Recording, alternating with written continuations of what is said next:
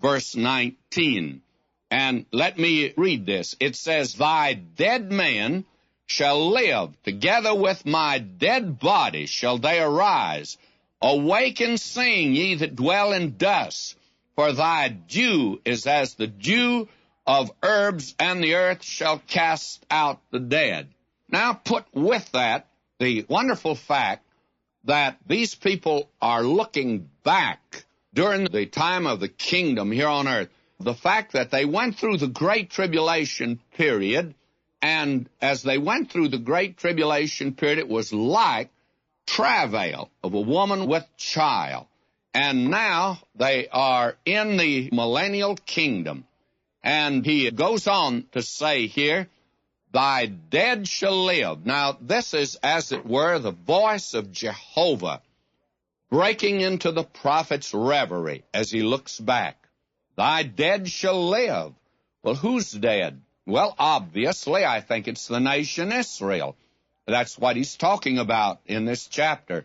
And he continues, My dead body shall arise.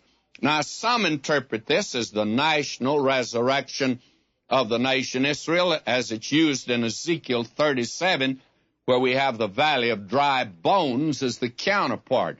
Well, others, they turn to Daniel 12:2, where the resurrection there is definitely individuals. Well, somebody says it's not both national and individual, is it? Well, I think actually it refers to both. Why? Well, it's difficult to have a resurrection of a nation, as suggested here, without having the resurrection of the individuals who constitute that nation. I don't see how you could have a resurrection without the resurrection of the individuals.